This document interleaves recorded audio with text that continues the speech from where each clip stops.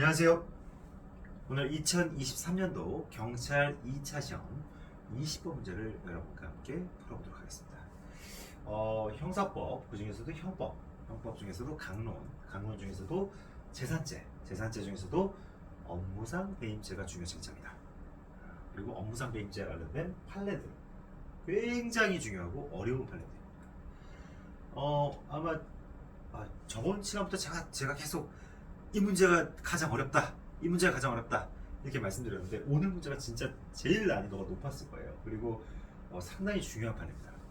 어렵기도 하고요. 경찰 시험에서 이제 거의 뭐 예전 사법 시험 정도 수준 되는 그 정도의 난도가 되는 객관식 문제가 나왔어요.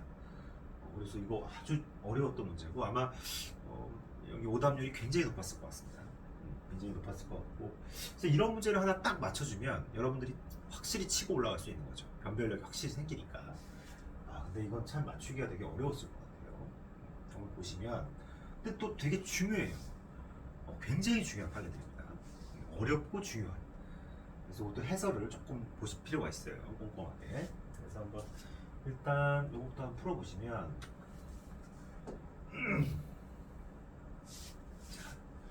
재산죄에 관한 설명으로 옳지 않은 것은 모두 몇 개인가? 이렇게 묻고 있죠. 자, 회사 직원이 퇴사한 후 이게 중요해요. 회사 직원이 재직 중 퇴사 시 이게 아니에요. 재직 중 퇴사 시가 아니에요. 퇴사 후에요. 자, 퇴사 후에는 특별한 사정이 없는 더 이상 업무상 배임죄에서 타인의 사무를 처리하는 자의 지위에 있다고 볼 수 없죠. 맞습니다. 퇴사 당시라든지 재직 중일 때는 타인의 사무를 처리하는 지위가 있지만 퇴사 후에는 더 이상은 타인의 사무를 처리하는 자의 지위에 있다고 보기가 어렵다는 거죠. 그죠? 따라서 퇴사한 회사 직원이 반환하거나 폐기하지 아니한 영업 비밀을 다른 업체한테 유출시켰다 하더라도 또 스스로의 이익을 위해 이용한다 하더라도 그 유출 내지 이용 행위에 대해서 따로 업무상 배임죄를 구성할 여지는 없다는 거예요. 이미 이 사람은 이런 어떤 영업 비밀, 회사 직원이 반환하거나 폐기하지 않은 영업 비밀을 퇴사 시나 재직 중에 이미 이걸 가지고 나왔기 때문에 업무상 배임죄가 성립된 상태예요. 근데 또 성립하지 않는다는 거예요. 이미 퇴사 후에는 더 이상 이 사람은 처벌할 수 있는 배임죄의 어떤 배임죄의 주체가 될 수가 없는 거예요. 그래서 이 이후의 어떤 행위는 일종의 불가벌적 사후행위가 되는 거예요. 처벌할 수가 없어요. 아시겠나요? 네. 따라서 여기 공범으로 이 어떤 이런 영업 비밀 등을 수령한 사람들, 이런 사람을 배임죄의 공범이라든지 공동정범이라든지 교사방조범으로 처벌할 수도 없는 거예요. 업무상 배임죄 자체가 성립하지 않기 때문에. 따라서 퇴사한 후에는 배임죄의 주체 자격이 없다. 이거 기억해 두세요. 그다음 니은 최신 판례입니다. 최신 판례. A는 드라이버를 구매하기 위해 특정 매장에 방문하였다가 자신의 지갑을 똑 하고 떨어뜨렸어요. 지갑 잃어버린 거죠. 근데 10분 후쯤 갑이 같은 매장에서 우산을 구매하고 계산을 마치다가 뭔가 지갑이 떨어져 있는 거죠. 지갑이 떨어져 있는 거죠. 그래서 습득한 매장 주인, 발견하여 습득한 매장 주인 B로부터 이 지갑이 선생님 지갑이 맞느냐라는 질문을 받자 내 것이 맞다라고 대답하고 이를 교부받아 가지고 왔어. 그럼 가백에는 절도죄가 아니라 사기죄가 성립합니다. 맞습니다. 사기죄. 자, 왜냐면 A가 흘려버린 지갑이고 10분 후쯤 갑이 같은 매장에서 우산을 구매하고 계산을 마친 뒤 그 지갑을 발견하여 습득한 매장 주인 B로부터 질문을 받았다는 거예요. 근데 이 B라는 주인은 이 매장에서 이 지갑을 점유하고 있는 사람이죠. 그죠? 점유하고 있고 결국 이 지갑은 본인 소유가 아니고 누군가 이 매장에 들렸던 사람이 잃어버렸던 지갑이었을 것이고 그것에 대해서 이 잃어버린 사람한테 다시 돌려줘야 할 어떤 의무가 있는 거죠. 이 지갑에 대해서 적법한 권한자에게 제공해야 될 처분권이 있는 사람이에요. 처분권을 수여받은 사람이에요.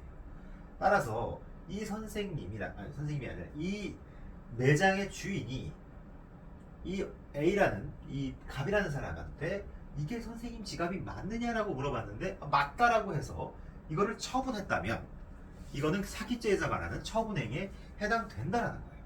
따라서 절도죄가 아니라 사기죄가 성립한다는 거죠. 아시겠나요? 어려운 문제입니다. 이거 대단히 어려운 문제예요.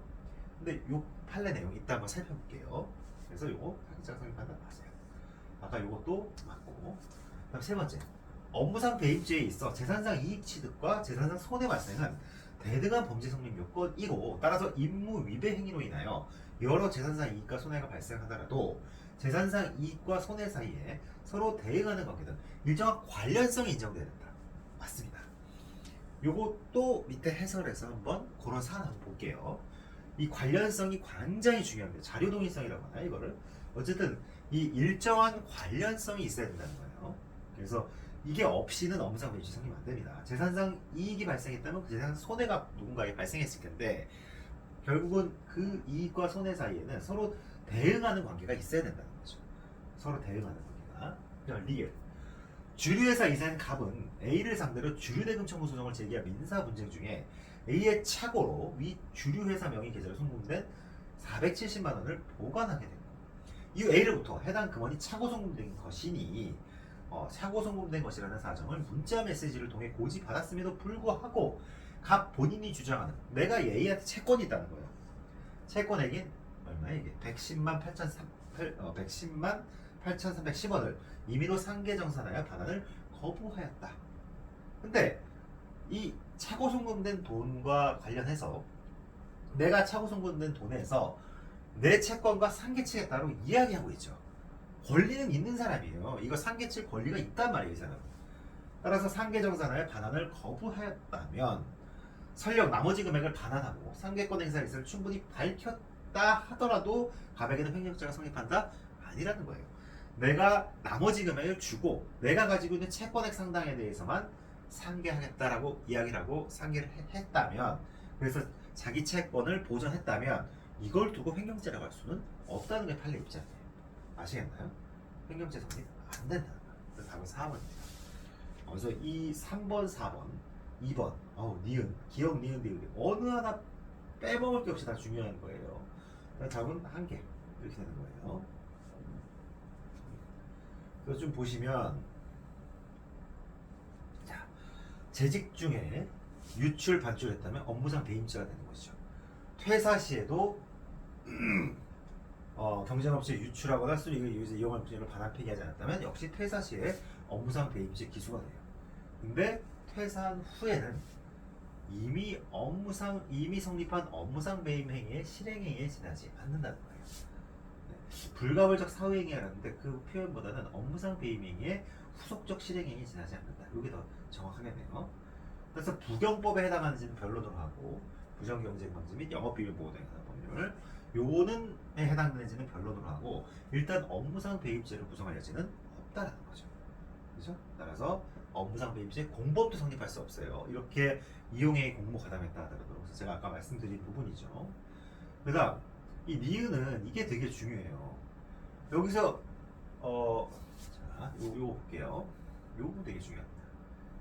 자, 사기죄하고 절도죄를 구분하는 거. 사기죄와 절도죄를 구분하는 거는 피기망자의 의사에 기초한 어떤 행위를 통해 행위자 등이 재물 또는 재산상 이익을 취득하였다고 평가할 수 있는 경우라면 사기죄에서 처분행위에 인정된다는 거죠.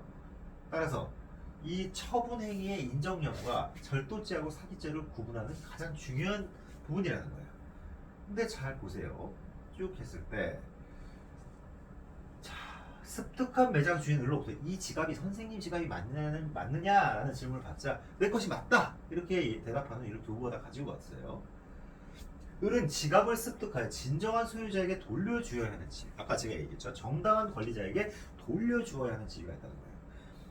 따라서 진짜 소유자 누구죠? 갑을 위해서 이를 처분할 수 있는 권능을 갖거나 그 지위에 있었다는 거예요. 이러한 처분 권능과 지위에 기초해서 지갑 소유자라고 주장하는 피고자한테 지갑을 교부했다 이렇게 했다면 이건 처분행위가 된다는 거죠. 따라서 사기죄가 성립한다. 아시겠죠? 제가 아까 말씀드린 그런 부분입니다. 그 다음에 일정한 관련성이 인정돼야 된다. 재산상 이익과 손해는. 근데 여기 이 사례가 아주 기가 막혀요.